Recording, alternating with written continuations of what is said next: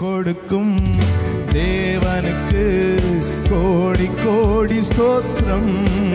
எனக்கு வாழ்வளிக்கும் இயேசு ராஜாவுக்கு வாழ்நாள் எல்லாம் ஸ்தோத்திரம். கர்த்தருடைய மகா பரிசுத்த நாமம் மகிமையடைவதாக. இந்த ஜெயத்த நேர நிகழ்ச்சிக்கு உங்கள் அனைவரையும் இயேசு கிறிஸ்து நாமத்தினாலே வாழ்த்தி வரவேற்கிறேன். சற்று நேர சிந்தனைக்காக நாம் எடுத்துக்கொண்ட வேதபகுதி சகரியா 4ஆம் அதிகாரம் 6ஆம் வசனம். சகரியா 4:6. அப்பொழுது அவர் செருபாபேலுக்கு சொல்லப்படுகிற கர்த்தருடைய வார்த்தை என்னவென்றால், பலத்தினாலும் அல்ல பராக்கிரமத்தினாலும் அல்ல, என்னுடைய ஆவியினாலேயே ஆகும் என்று சேனைகளின் கர்த்தர் சொல்லுகிறார். பெரிய பர்வதமே நீ எம்மாத்திரம், செருபாபேலுக்கு முன்பாக நீ சமபூமியாவாய்.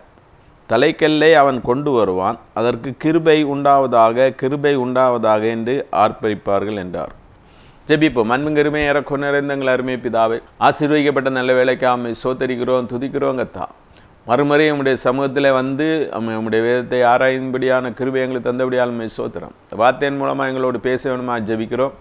ஒவ்வொரு இருதயத்துக்கு என்ன வார்த்தை தேவையோ அதை தேவன் பரலோகத்திலிருந்து கட்டளையிட வேணுமா ஜெபிக்கிறோம். அபிஷேகிக்கப்பட்ட மன்னாவாக அது வெளிப்பட வேணுமா ஜெபிக்கிறோம். நீசனாகி அடியனை மறைத்து தேவன் வெளிப்படும்படியாக ஜெபிக்கிறேன். என்னையே நம்முடைய சமூகத்தில் தாழ்த்தி தருகிறேன். சகல துதிகன மைமேல் நமக்கே செலுத்துகிறேன். இயேசுவின் மூலம் ஜெபங்கள் அன்புரைந்த பரமபிதாவே, ஆமென். பலத்தினாலும் அல்ல பராக்கிரமத்தினாலும் அல்ல, என்னுடைய ஆவியினாலேயே எல்லாம் ஆகும் என்று சொல்லப்படுகிறது. இப்போது தேவன் சொல்லுகிறார், நம்முடைய வாழ்க்கையிலே இருக்கிற பிரச்சனைகள், போராட்டங்கள், தடைகளை நீக்குவதற்கு தேவன் ஒரு வழி சொல்லுகிறார். ஆமென். பலத்தினால் ஒன்றும் ஆகாது, ஒரு மனிதனுடைய பலத்தினாலே ஒன்றும் ஆகாது, பராக்கிரமத்தினாலே ஒன்றும் ஆகாது. ஆனால் தேவனுடைய ஆவினாலே எல்லாம் ஆகும். தேவனுடைய ஆவினாலே எல்லாம் ஆகும். எனவே நம்முடைய தேவனுடைய ஆவிலே நாம் பலப்பட வேண்டியது அவசியமாக இருக்கிறது. தேவனுடைய ஆவியிலே பலப்பட வேண்டியது அவசியமாக இருக்கிறது. நாம் ஜெயமுள்ள கிறிஸ்தவ வாழ்க்கை வாழ்வதற்காக நல்ல ஆவியிலே பலப்படுவது மிகவும் அவசியமாக இருக்கிறது. இந்த உலகத்திலே நமக்கு பலவிதமான போராட்டங்கள் காணப்படுகிறது. நமக்கு எதிரியாக இருக்க சாத்தானானவன் நம்முடைய வாழ்க்கையிலே பலவிதமான தடைகளை போட்டு நம்மை முன்னேற விடாமல் அவன் தடை செய்கிறவனாக இருக்கிறான். எனவே நாம் தேவனுடைய வல்லமையிலே பலப்படணும். ஒவ்வொரு நாளும் இருக்கிற பலன் போதாது, இன்னும் கூடுதல் பலன் வேணும். தேவனுடைய சமூகத்தில் காத்திருந்து பலன் அடையணும். காத்திருக்கிறவர்களுக்கு தேவன் புதுபலன் கொடுக்கிறவராக இருக்கிறார். கர்த்தருக்கு காத்திருக்கிறவர்களோ புதுபலன் அடைந்து கழுகுகளைப் போல செட்டைகளை எடுத்து எழும்புவார்கள் என்று சொல்லப்படுகிறது. நம்ம மேல் மேலும் எழும்பணும். ஆமென். தேவனுக்கென்று வல்லமையாக எழும்புவதற்கு தேவனுடைய பரிசுத்த ஆவியானவர் தேவையாக இருக்கிறார். பரிசுத்த ஆவியானவர் நம்மை ஒவ்வொரு நாள் நிரப்புவதற்கு நாம் ஒப்பு கொடுக்க வேண்டும். அதிகாலை நேரத்திலே பரிசுத்த ஆவியானவருக்காக நான் காத்திருந்து ஜெபித்து பரிசுத்த ஆவியினால் நிரப்பப்பட்டு தேவனுடைய சமூகத்தில் காத்திருக்கும் போது தேவன் இன்னும் வல்லமையாக நம்மை பயன்படுத்துகிறவராக இருக்கிறார். நம்முடைய பிரச்சனைகள் எல்லாம் மாறி போகிறதா இருக்கிறது. எனவே கர்த்தருக்கு காத்திருக்கிறவங்களுக்கு தான் புது பலன் கிடைக்கிறது. காத்திருந்து பலன் அடையணும். ஒரு நாளும் பலன் அடையணும். கழுகுகளைப் போல நாம் உயர உயர பறக்க வேண்டும். எனவே நம்ம இருக்கிற அபிஷேகம் போதாது, இருக்கிற பலன் போதாது, இன்னும் அதிக பலன் நமக்கு தேவையாக இருக்கிறது. இன்னும் அதிக பலனை பெற்றுக்கொள்வதற்கு இன்னும் அதிகமாக ஆவிலே நம்ம ஜெபிப்பது அவசியமாக இருக்கிறது. ஆமீன். அந்நிய பாஷையிலே ஜெபிப்பது அவசியமாக இருக்கிறது. அந்நிய பாஷைகளை பேசுகிறேன், தேவனோடு ரகசியத்தை பேசுகிறார். தேவனோடு ஐக்கியப்படுவது அந்நிய பாஷையின் மூலமாக தான் நடக்கிறது. எனவே நம்முடைய அபிஷேகத்தை மட்டுப்படுத்தக்கூடாது. ஆவியிலே அனலாக இருக்கணும். ஆவிலே அனலாக இருக்கும்போது தான் சாத்தானுடைய தந்திரங்களை நாம் எதிர்த்து மேற்கொள்ள முடியும். சாத்தான் ஒரு தந்திரசாலியாக இருக்கிறான். நம்முடைய ஆவிக்குரிய வாழ்க்கையிலே தடைகளை உண்டு பண்ணுவது, நம்முடைய வாழ்க்கையிலே வேண்டாத எண்ணங்களை கொண்டு போடுவது, பாவ எண்ணங்களை கொண்டு போடுவது, பாவத்துக்குள்ளாக நம்மை கொண்டு போக நினைப்பது, பாவத்துக்குள்ளாக அமிழ்த்த நினைப்பது, தேவனைட்டு நம்ம பிரிக்க நினைப்பது தான் சாத்தானுடைய வேலையாக இருக்கிறது. எனவே நமக்கு ஒரு எதிரி இருக்கிறான். எதிரியை பற்றி நம்ம ஜாக்கிரதை உள்ளவர்களாக இருக்க வேண்டும். ஆமென். எபேசியர் 6ஆம் அதிகாரம் 10ஆம் வசனம் எப்படி சொல்லுகிறது, கடைசியாக என் சகோதரரே கர்த்தரிலும் அவருடைய சத்துவத்தின் வல்லமையிலும் பலப்படுங்கள். கடைசியாக சொல்லுறார். முக்கியமான ஒரு கருத்தை நான் சொல்ல இருக்கிறேன்.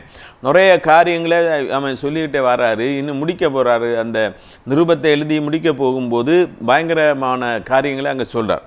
அது ரொம்ப நமக்கு வாழ்க்கையிலே மிகவும் அவசியமான காரியங்களாக இருக்கிறது. என் சகோதரரே கர்த்தரிலும் அவருடைய சத்துவத்தின் வல்லமையிலும் பலப்படுங்கள். அவன் தேவன் தருகிற பலனிலே பலப்படணும். என்னதான் சாத்தானுடைய வல்லமைகளை நம்ம மேற்கொள்ள முடியும். நமக்கு தேவனுடைய பலத்தினால தான் அவன் சாத்தானை மேற்கொள்ள முடியும். நம்முடைய பலத்தினால மேற்கொள்ள முடியாது. நமக்குள்ளே இருக்கிற அபிஷேகம் நுகத்தடியை முறிக்கிறதா இருக்கிறது. எனவே அபிஷேகத்தில் இன்னும் வளரணும். நம்ம இன்னும் பரிசுத்த ஆவியை பெற்றுக்கொள்ளலைன்னா தேவனுடைய சமூகத்தில் காத்திருந்து பரிசுத்த ஆவியை பெற்றுக்கொள்கிறவங்களாக இருக்கணும். பரிசுத்த ஆவிக்குள்ளாக வளருகிறவர்களாக இருக்கணும். ஏன்னா நீங்கள் தேவனுடைய சத்துவத்தின் வல்லமையில் பலப்படுங்க. தேவனுடைய கத்தரில் பலப்படணும். அவருடைய சத்துவத்தின் வல்லமையில் பலப்படணும். நீங்கள் பிசாசின் தந்திரங்களோடு எதிர்த்து நிற்க திராணி உள்ளவர்கள் ஆகும்படி தேவனுடைய சர்வாயுத வர்க்கத்தை தரித்து கொள்ளுங்கள். ஏனெனில் மாம்சத்தோடும் இரத்தத்தோடும் அல்ல, துரைத்தனங்களோடும் அதிகாரங்களோடும் இப்பிரபஞ்சத்தின் அந்தகார லோக அதிபதிகளோடும் வானமண்டலத்தின் பொல்லாத ஆவிகளின் சேனைகளோடும் நமக்கு போராட்டம் உண்டு. நம்ம போராட்டம் இருக்குது. நம்ம இப்போ ஒரு சாத்தானுடைய போராட்டம். பிசாசுடைய தந்திரங்களை எதிர்த்து நிற்க திராணி உள்ளவர்களாகும்படி சர்வாயுத வர்க்கத்தையும் தெரிந்து கொள்ளணும். அந்த சர்வாயுத வர்க்கத்தை பற்றி பின்னாடி சொல்கிறார். எனவே நம்ம கர்த்தரிலும் அவருடைய சத்துவத்தின் வல்லமையிலும் பலப்படுவது அவசியமாக இருக்கிறது. பலவிதமான சாத்தானுடைய கிரியைகள், தந்திரங்கள் நம்முடைய வாழ்க்கையை ஆவிக்குரிய வாழ்க்கையை முன்னேறி செல்ல விடாமல் தடை செய்கிறதா இருக்கிறது. அந்த பலவிதமான ஆவிகளை பற்றி இங்கே சொல்லப்படுகிறது. மாம்சத்தோடும் இரத்தத்தோடும் அல்ல, மனிதர்களோடு அல்ல நமக்கு போராட்டம். நமக்கு போராட்டம் வருதுன்னா மனிதர்கள் மூலமாக தான் அது வரும். அதுக்கு பின்னணியில் இருந்து செயல்படுவது சாத்தானுடைய கிரியையாக இருக்கிறது. அது துரைத்தன ஆவிகள், அதிகார ஆவிகள், இப்பிரபஞ்சத்தின் அந்தகார லோகாதிபதிகள், வானமண்டலத்தின் பொல்லாத ஆவிகளின் சேனைகள், இவற்றோடு நமக்கு போராட்டம் இருக்குது. ஏன்னா இந்த போராட்டம் இருக்கிறதுனால தேவனுடைய சத்துவத்தின் வல்லமையில் நம்ம பலப்படுவது அவசியமாக இருக்கிறது. தேவன் தருகிற வல்லமை இந்த உலகத்துக்கு ஒத்த வல்லமை அல்ல. அது உலகத்தை ஜெயிக்கிற வல்லமை. அது உன்னதத்தின் பலன் என்று சொல்லப்படுகிறது. வல்லமையின் ஆவியானவர் என்று சொல்லப்படுகிறது. பலத்தின் ஆவியானவர். இப்படி பல பெயர்கள் ஆவியானவருக்கு கொடுக்கப்பட்டிருக்கிறார். ஆவியானவர் தனியான ஆழ்த்துவம் உள்ளவராக இருக்கிறார். அவர் நம்மை போல தான் இருக்கிறார். ஆவியானவர் மென்மையானவராக இருக்கிறார். எனவே அவர் சொல்கிறதுக்கு நம்ம உடனே கீழ்ப்படுகிறவர்களாக இருக்க வேண்டும். நம்ம எப்போது அவர் நம்மோடு பேசுகிறவராக அல்ல, நம்மோடு அவர் பேசும்போது நாம் கவனித்து அதன்படி நம்ம செய்கிறவர்களாக இருக்கணும். எனவே அதற்கான கிருபையை தேவன் தரும்படியாக நம்ம ஒவ்வொரு நாளும் ஜபிக்கிறவர்களாக இருக்கணும். இங்கே இந்த சகரியாவின் புத்தகத்திலே பலத்தினாலும் அல்ல, பராக்கிரமத்தினாலும் அல்ல, என்னுடைய ஆவியினாலேயே ஆகும் என்று சொல்லப்பட்டிருக்கிறது. இங்கே தேவாலயத்தை கட்டத் தொடங்குகிறார்கள். எஸ்ட்ரா புத்தகத்திலே சொல்லப்பட்டிருக்கிறது. தேவாலயத்தை கட்டப்படும் போது எஸ்ட்ரா புத்தகத்தினுடைய 4ஆம் அதிகாரத்தில் அந்த தேவாலயம் எல்லாம் கோரேஸ் ராஜாவுடைய காலத்திலே அது கட்ட தொடங்கப்படுகிறது. தொடங்கி வேலைகள் எல்லாம் நடந்து கொண்டு இருக்கும்போது பலவிதமான தடைகள் வருகிறது. பலவிதமான மனிதர்கள் மூலமாக பலவிதமான தடைகள். எங்கே ஊழியம் செய்யணும்னு நினச்சாலும் சிலர் தடை செய்கிறவர்களாக இருக்கிறார்கள்.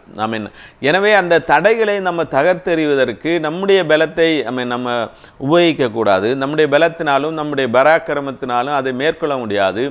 தேவனுடைய பலத்தினால தான் அதை நம்ம மேற்கொள்ள முடியும். தேவன் எப்போது கிரியை செய்கிறார்னா, நான் ஒன்றுமில்லை, என்னால் ஒன்றுமே செய்ய முடியாது, என்னுடைய பலத்தினால் ஒன்றுமே செய்ய முடியாது, நான் கிறிஸ்துவனிலே வளர வேண்டும், நான் சாக வேண்டும், என்னுடைய மாம்ச எண்ணங்கள் சாக வேண்டும், நான் என்கிற எண்ணம் மறைய வேண்டும், கிறிஸ்துவனிலே வளர வேண்டும். நான் சாகும்போது தான் கிறிஸ்துவனிலே வெளிப்பட முடியும். நம்முடைய மாம்ச எண்ணங்கள், மாம்சத்தினுடைய கிரியைகள் அளிக்கப்படும் போது கிறிஸ்து நம்மளே வெளிப்படுகிறவராக இருக்கிறார். அதுதான் நம்முடைய அந்த பலத்தினாலும் அல்ல, பராக்கிரமத்தினாலும் அல்ல. ஒருவன் பெரிய பராக்கிரமசாலியாக இருப்பதனாலே தேவனுடைய காரியங்களை சாய்த்து முடியாது. அவன் தன்னை தாழ்த்தி தேவனுடைய பலத்தில் வளரும் பொழுது தான் அவன் தேவனுடைய காரியங்களை செய்ய முடியும். அப்போதுதான் ஒரு ஆவிக்குரிய ஜீவியம் செய்ய முடியும். மாம்ச எண்ணங்களை வைத்து ஆவிக்குரிய ஜீவியம் செய்ய முடியாது. மாம்சத்தின் கிரியில் அளிக்கப்படும் போது தான் ஆவியானவர் நம்மை பயன்படுத்துகிறவராக இருக்கிறார். ஆவியானவர் அப்போது தான் செயல்பட முடியும். அப்போ மாம்ச எண்ணத்தை நம்ம ஒதுக்கிவிட்டு ஆவியானவருக்கு இடம் கொடுக்கும்போது அந்த ஆவியானவர் நம்மை கொண்டு பெரிய காரியங்களை செய்ய முடியும். எனவே நாம் சாக வேண்டும். நம்முடைய மாம்ச எண்ணங்கள் சாக வேண்டும், நம்முடைய ஈகோ சாக வேண்டும், நான் என்கிற எண்ணம் சாக வேண்டும். தேவன் தான் என்னில் எல்லாம் செய்கிறார் என்பதை நாம் ஒத்துக்கொள்ளும் போது தேவன் நம் மூலமாக செயல்படுகிறவராக இருக்கிறார். இங்கே செருபாபேலுக்கு சொல்கிறார். செருபாபேல் தான் அந்த தேவாலயத்தை கட்டுகிற பணியை முன்னின்று நடத்துகிற தலைவராக இருக்கிறார். அங்கே ஆகாய், சகரியா என்கிற 2 தீர்க்கதரிசிகள் இருக்கிறாங்க. யோசுவா என்னும் பிரதான ஆசாரியர் இருக்கிறாங்க. கோரேஸ் ராஜா இவங்களுக்கு அனுமதி கொடுத்திருக்கிறார். அப்போ கொடுத்து வேலைகள் நடந்து கொண்டு இருக்கும்போது அநேகர் தடை செய்கிறாங்க. அவை தடை செய்து வேலைகள் நின்று கொண்டு இருக்கும் பொழுது தான் இங்கே சொல்லப்படுகிற இந்த வார்த்தை இங்கே சொல்லப்படுகிறது. இப்போ நீங்கள் உங்கள் சாமர்த்தியத்தில் ஓடிட முடியாது, தேவனுடைய பலத்தினால் மட்டும்தான் ஓட முடியும் என்று சொல்லப்படுகிறது. பெரிய பர்வதமே நீ மாத்திரம், செருபாபேலுக்கு முன்பதாக நீ சமபூமி ஆவாய் அப்படின்னு சொல்லப்படுகிறது. இங்கே மனிதரை நம்புகிறவர்கள் வீழ்ந்து போகிறார்கள். மனுஷனை நம்புகிறது வீணாக இருக்கிறது. எனவே அந்த மனிதர்களை நம்புகிறவர்கள் அவர்கள் வீழ்ந்து போகிறார்கள். தேவன் மேல் பற்றுதலாக இருக்கிறவர்கள், தேவனுடைய நாமத்தை குறித்து பெருமை பாராட்டுகிறவர்கள், அவர்கள் எப்போதும் தலைத்திருக்கிறவர்களாக இருக்கிறார்கள். சங்கீதம் 20ஆம் அதிகாரம் 7ஆம் வசனம், சிலர் ரதங்களை குறித்தும் சிலர் குதிரைகளை குறித்தும் மேன்மை பாராட்டுகிறார்கள். நாங்களோ எங்கள் தேவனாகிய கர்த்தருடைய நாமத்தை குறித்தே மேன்மை பாராட்டுவோம். அவர்கள் முறிந்து விழுந்தார்கள், நாங்களோ எழுந்து நிமிர்ந்து நிற்கிறோம். அங்கே சொல்லப்படுகிறது ரதங்களை குறித்து மேன்மை பாராட்டு. தங்களுக்கு ரதம் இருக்குது அப்படின்னு தாவீது ராஜா சொல்கிறார். சிலர் ரதங்களை குறித்து மேன்மை பாராட்டுகிறாங்க. சிலர் குதிரைகளை குறித்து மேன்மை பாராட்டுங்கிற பல அரசர்கள் ரதங்களை குறித்து மேன்மை, எனக்கு இவ்வளவு ரதம் இருக்குது, எனக்கு இவ்வளவு குதிரை இருக்குது, எனக்கு இவ்வளோ காலால் படை இருக்குது, இதை வைத்து நாம் ஜெயித்து விடலாம் அப்படின்னு நினைக்கிறாங்க. நாங்கள் அப்படி இல்லை. நாங்களோ எங்கள் தேவனாகிய கர்த்தருடைய நாமத்தை குறித்தே மேன்மை பாராட்டுவோம். எங்களுக்கு மேன்மை பாராட்டுவதற்கு இருக்கிறது கர்த்தருடைய நாமத்தை குறித்து தான் மேன்மை பாராட்டுவோம். மேன்மை பாராட்டுகிறவன் கர்த்தருடைய நாமத்தை குறித்தே மேன்மை பாராட்ட கடவன். எங்களை குறித்து நாங்கள் மேன்மை பாராட்டுவதற்கு ஒன்றுமில்லை, நாங்கள் ஒன்றுமில்லை. எங்களுடைய பலன் எல்லாம் தேவனால் தான் உண்டாயிருக்கிறது. தேவன் தான் எங்களுக்கு பலனை தந்திருக்கிறார். நாங்கள் அவருடைய நாமத்தை தான் நம்பி இருக்கிறோம். தேவனை முழுமையாக நம்பி இருக்கிறவர்கள் ஒரு நாளும் தோற்று போனதாக சரித்திரம் கிடையாது.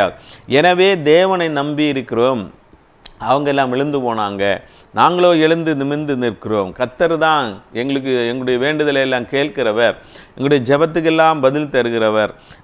அப்படி என்று தாவீது ராஜா நல்லா அறிஞ்சு வச்சிருந்தார். அவர் கோலியாத்தை வீழ்த்தும் போது அவர் சொன்ன வார்த்தை, நீ நிந்திக்கிற தேவனுடைய நாமத்தினால நான் உன்னிடத்தில் வருகிறேன்.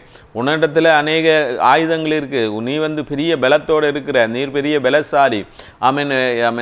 இது தாவீதை பார்த்து அந்த கோலியாத்து கேட்குறா, நீ ஒரு நாயை மாதிரி இருக்கிற, நீ என்ன செய்ய போகிற அப்படின்னு கேட்கும்போது நீ பெரிய பலத்தோடு இருக்கிற, உனக்கு எல்லா உலக பிரகாரமான எல்லா ஆயுதங்களும் உன்னிடத்தில் இருக்குது, கவச கேடகங்கள் எல்லாம் நீ வச்சிருக்கிற. ஆனால் நான் என்னிடத்தில் அது ஒன்றுமே கிடையாது. தாவீது வரும்போது சவுலுடைய அந்த ஆயுதம் போடக்கூடிய அந்த பெரிய கவச ஆடையை சவுல் கொடுக்குறார். அது ஒன்றும் எனக்கு அது போட்டு பார்க்குறாரு, இதென்ன பழக்கம் கிடையாது. எனக்கு தேவன் நம்ம எப்படி நடத்துகிறாரோ அந்த விதத்தில் தான் நடத்தணும். அடுத்தவங்களுடைய வழியில் நம்ம நடக்கக்கூடாது. தேவன் நம்ம நடத்துகிற விதம், நமக்கு தந்திருக்கிற கிருபைகள், நமக்கு தந்திருக்கிற தாளந்துகள், இதை தான் நம்ம பயன்படுத்தணும். தேவனை தான் முற்றிலுமாக நம்பியிருக்கணும். நீ நிந்திருக்கிற இஸ்ரவேலின் சேனைகளுடைய தேவனுடைய நாமத்தில் நான் வந்திருக்கிறேன் அப்படின்னு சொல்லி தைரியமாக சொல்லுவேன். இன்றைக்கே உன்னை வீழ்த்திடுவேன் அப்படின்னு சொல்லி தைரியமாக விசுவாசத்தோடு சொல்கிறார். அந்த விசுவாசம், அந்த தைரியம், தேவனுடைய பலன், அவர் அபிஷேகிக்கப்பட்டவராக இருந்தபடினால தான் கல்லிலேயே அந்த பெரிய ராட்சதனான கோலியாத்தை வீழ்த்த முடிந்தது. இன்றைக்கும் அதை பற்றி நம்ம பேசி கொண்டு இருக்கிறோம் என்றால் தேவனுடைய பலத்தினால தான் நம்ம செய்ய முடியும். அது பெரிய சாட்சியாக இருக்கிறது. சத்துருவை நாம் வீழ்த்துவதற்கு, நமக்கு விரோதமாக போராடுகிற சாத்தானுடைய கிரியில் அழிப்பதற்கு, நம்முடைய வாழ்க்கையில் தடைகளை வைத்து நாம் முன்னேற விடாமல் தடை செய்து கொண்டு இருக்கிற சத்துருவுடைய வல்லமைகளை வீழ்த்துவதற்கு இயேசுடைய நாமந்தான் நமக்கு பலன் தருகிறதா இருக்கிறது. இயேசு தான் நமக்கு பலன் தருகிறவராக இருக்கிறார். பரிசுத்த ஆவியானவர் தான் பலன் தருகிறவராக இருக்கிறார். வெள்ளம் போல சத்துரு வரும்போது பரிசுத்த ஆவியானவர் நம்மை ஜெயக்கொடியை ஏற்றுகிறவராக இருக்கிறார். எனவே பரிசுத்த ஆவிக்குள்ளாக நாம் வளர்கிறவங்களாக இருக்கணும். பரிசுத்த ஆவியே உள்ளவர்களை, தேவனை காத்திருக்கிறவர்களை தான் தேவன் பயன்படுத்துகிறவராக இருக்கிறார். அநேக காரியங்களை நாம் பார்க்கும்போது எல்லா சூழ்நிலைகளிலும் தேவனுக்கு காத்திருக்கிறவர்கள் தான் பலன் அடைகிறவர்களாக இருக்கிறாங்க. தேவனுக்கு காத்திருக்கிறவர்கள் தான் பலனடைந்து மேல்மேலும் வளர்கிறவங்களாக இருக்கிறாங்க. அப்போ தேவனுக்கு காத்திருப்பது மிகவும் அவசியமாக இருக்கிறது. பரிசுத்த ஆவினாலே அபிஷேகம் பண்ணப்படுவது மிகவும் அவசியமாக இருக்கிறது. எனவே ஒவ்வொரு நாளும் பரிசுத்த ஆவிக்குள்ளே நம்ம வளர்கிறவர்களாக இருக்கணும்.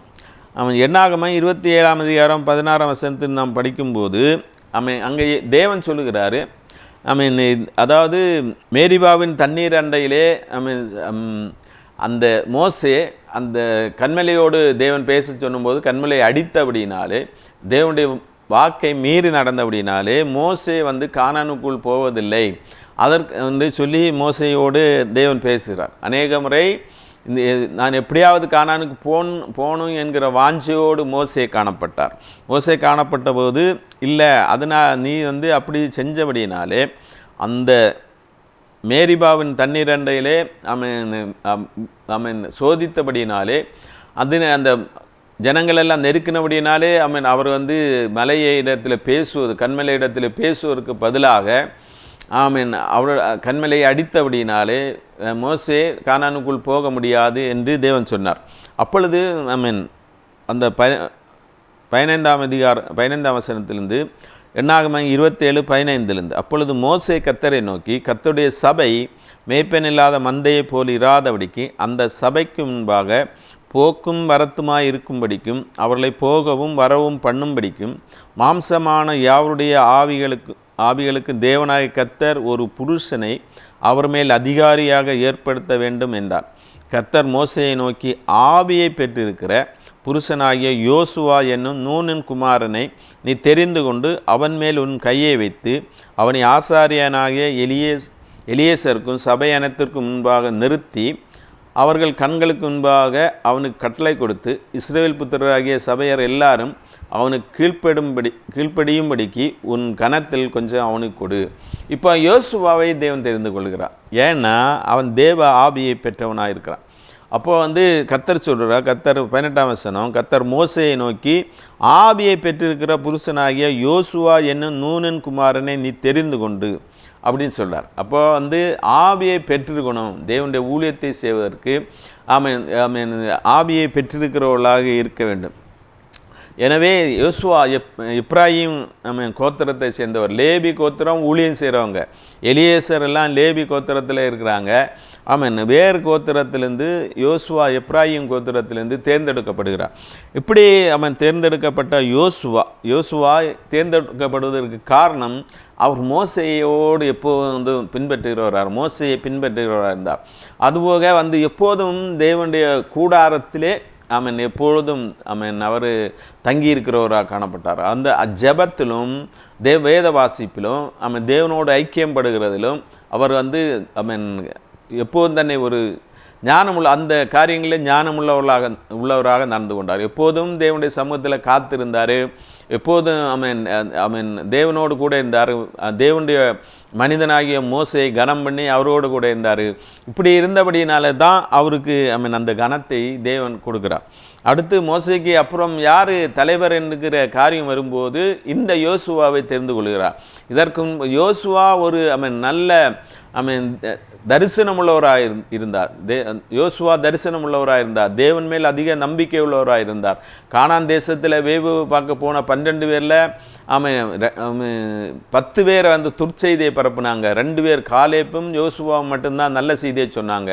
அதில் யோசுவா அவர் தரிசனம் உள்ளவராக, தேவன் நம்மை வழிநடத்த வல்லமை உள்ளவர். தேவனுடைய பலத்தினால நம்ம எதையும் செய்யலாம். நம்முடைய பலத்தினால அந்த மனிதர்களை வீழ்த்த முடியாது, கானானில் இருக்கவங்களை வீழ்த்த வீழ்த்த முடியாது. தேவனுடைய பலத்தினால தான் அதை வீழ்த்த முடியும். தேவன் நம்மோடு இருந்தால் அதையெல்லாம் ஈஸியாக நம்ம வென்று விட முடியும் அப்படின்னு சொல்லி அவர் காரியத்தை சொன்னவராக இருந்தார். ஆமாம், இப்போ அடுத்த தலைவர் யார் என்று தெரிந்து கொள்ளப்படும் போது யோசுவாவுடைய பெயர் வருகிறது. இந்த யோசுவா அவர்கள் மேலே உன்னை கையை வைத்து உன்னுடைய கணத்தில் கொஞ்சம் அவனுக்கு கொடு அப்படின்னார். அதுக்கப்புறம் நமக்கு தெரியும், மோசே கானானுக்குள்ளே பிரவேசிக்கலை. கானானுக்குள்ளே யோசுவா தான் தலைவராக இருந்த இந்த ஜனங்களை வழிநடத்தி சென்றார். கானானில் சென்று இந்த எல்லா கோத்திரத்தையும் பங்கு வச்சு கொடுத்தவர் இந்த யோசுவா தான் என்பது நமக்கு தெரியும். எனவே யோசுவா கனம் பண்ணப்படுவதற்கு காரணம் தேவன் அங்கே அழகாக சொல்கிறார். 18ஆம் வசனம் 27-18 கர்த்தர் மோசேயை நோக்கி, ஆவியை பெற்றிருக்கிற புருஷனாகிய யோசுவா என்னும் நூனன் குமாரனை நீ தெரிந்து கொண்டு அவன் மேல் உன் கையை வைத்து சபையார் எல்லாருக்கும் முன்பதாக கனப்படுத்து அப்படின்னு சொல்கிறார். இப்போ நாம் தேவனால் தெரிந்து கொள்ளப்படுவதற்கு, தேவனுடைய காரியங்களை நாம் செய்வதற்கு முதல் முக்கியமான காரியம் தேவனுடைய ஆவியை உடையவளாக இருக்க வேண்டும். அப்போ தான் தேவனுடைய ஆவியை பெற்றவங்க தான் அதை செய்ய முடியும். எப்போதும் நான் தேவனை நம்பி இருக்கணும். நம்முடைய சுயத்தை வைத்து நம்ம ஒன்றுமே செய்ய முடியாது. தேவனுடைய காரியங்களே எல்லாம் தேவனுடைய காரியங்களே எல்லாமே நம்முடைய சுயத்தினால் ஒன்றுமே செய்ய முடியாது. தேவனுடைய பலத்தினால தான், பரிசுத்த ஆவியின் பலத்தினால தான் நம்ம செய்ய முடியும். தேவனுடைய ஆவியினால தான் எல்லாமே ஆகும் என்று பார்க்கிறோம். அடுத்தபடியாக ஒரு ராஜா தன்னுடைய பெரிய ஜெயத்தை எடுத்துக்கொண்டார். எப்படி எடுத்துக்கொண்டார் என்பதை 2 நாளாகவும் 14ஆம் அதிகாரம் 11ஆம் வசனம். ஆசா தன் தேவனாகிய கர்த்தரை நோக்கி கூப்பிட்டு, கர்த்தாவே, பலமுள்ளவனுக்காயிலும் பலனற்றவனுக்காயிலும் உதவி செய்கிறது உமக்கு லேசான காரியம். எங்கள் தேவனாகிய கர்த்தாவே, எங்களுக்கு துணை நில்லும். உம்மை சார்ந்து உம்முடைய நாமத்தில் ஏராளமான இந்த கூட்டத்துக்கு எதிராக வந்தோம். கர்த்தாவே, நீர் எங்கள் தேவன், மனுஷன் உம்மை மேற்கொள்ள விடாதையும் என்றான். இங்கே பெரிய ஒரு படை வருது. ஒரு 10 லட்சம் பேர் படை உள்ள ஒரு ராஜா அந்த இவருக்கு விரோதமாக எழும்பி வரார். அவருக்கு ரதம் இருக்குது, குதிரை இருக்குது, பெரிய படை இருக்குது. எல்லா படையோடு சேர்ந்து அவர் வரார். எத்தியோப்பியா ராஜா வரும்போது தான் பெரிய படையாக இருக்குது, நாங்கள் அவங்க எதிர்த்து நிற்க முடியல. ஆசா தேவனையே சார்ந்து கொண்டார். ஆசா சொல்கிறாரு, நான் ஒன்றும் இல்லை, எனக்கு பலன் இல்லை. பலன் உள்ளவனுக்காகிலும் பலன் இல்லாதவனுக்காகிலும் கர்த்தரை நோக்கி தான் அவர் கூப்பிடுறாரு. பலன் உள்ளவனுக்காகிலும் பலன் அற்றவனுக்காகிலும் உதவி செய்கிறது உமக்கு லேசான காரியம். எங்கள் தேவனாகிய கர்த்தாவே, எங்களுக்கு துணை நில்லை. நீங்கள் தான் உதவி செய்யணும், நீங்கள் தான் எங்களுக்கு உதவி செய்யணும். உம்மை சார்ந்து உம்முடைய நாமத்தில் ஏராளமான அந்த கூட்டத்துக்கு எதிராக வந்தோம். உம்மை சார்ந்து தான் வந்திருக்கிறோம். இந்த கூட்டத்துக்கு எதிராக வந்தோம். கர்த்தாவே, நீர் எங்கள் தேவன், மனுஷன் உம்மை மேற்கொள்ள விடாதையும். இந்த மனுஷன் உமக்கு விரோதமாக தான் வந்திருக்கு, எங்களுக்கு விரோதமாக இல்லை. நீர் தான் தேவன், இவர்கள் உம்மை மேற்கொள்ள இந்தபடிக்கு நீங்கள் தான் எங்களுக்கு துணை செய்யணும், நீங்கள் தான் எங்களுக்கு உதவி செய்யணும். உங்களுடைய உதவிக்காக தான் நான் வந்திருக்கிறோம். எப்போது நாம் தேவனை சார்ந்திருக்கிறோமோ, பரிசுத்த ஆவியை சார்ந்திருக்கிறோமோ, தேவனுடைய பலத்திலே சார்ந்திருக்கிறோம், அப்பொழுது தேவன் ஜெயம் இருக்கிறார். ஆசா யுத்தம் செய்யலை, தேவனே யுத்தம் செய்தார். அதனால் அவங்க எல்லாம் ஓடி போனாங்க, பலசாலிகள் எல்லாம் விழுந்து போனாங்க. அவங்க ஓடி போகும்போது ஆசா அவங்கள முற்றுமுடிய துரத்தி அவருடைய தேசத்தை விட்டு விரட்டிட்டாங்க. நம்முடைய வாழ்க்கையிலே இன்றைக்கு போராடி கொண்டு இருக்கிற எல்லா போராட்டங்களுக்கும் தேவன் விடுதலை தருவதற்கு தேவனை சார்ந்து நாம் ஜீவிப்பதற்கு மிகவும் அவசியமாக இருக்கிறது. தேவனுடைய பலத்தில் தான் நம்ம ஓட வேண்டிய அவசியமாக இருக்கிறது. நம்முடைய பலத்தில் ஓடும்போது நாம் தோற்று போகிறோம். தேவனுடைய பலத்தில் நம்ம ஓடும்போது நமக்கு ஜெயம் தேவன் மூலமாக உண்டாகிறதா இருக்கிறது. எனவே நம்முடைய பலமும் நம்முடைய பராக்கிரமும் அல்ல, தேவனுடைய ஆவினாலே எல்லாம் ஆகும். நமக்கு விரோதமாக இருக்கிற எல்லா பர்வதம் போன்ற பிரச்சனைகளும் தேவனுடைய ஆவியினாலே மாறி போகும். நம்மை தேவனுடைய சமூகத்தில் முற்றுமாக ஒப்பு கொடுப்போம். பலமும் அல்ல பராக்கிரமும் அல்ல, ஆவியினாலாகும், தேவ ஆவியினாலாகும். பலமும் அல்ல பராக்கிரமும் அல்ல, ஆவியினாலாகும், தேவ ஆவியினாலாகும். சுத்திகரியும் சுத்திகரியும் பாவங்களை சுத்திகரியும், குணமாக்கும் குணமாக்கும் வியாதியை குணமாக்கும். சுத்திகரியும் சுத்திகரியும், பாவங்களை சுத்திகரியும், குணமாக்கும் குணமாக்கும், வியாதியை குணமாக்கும்.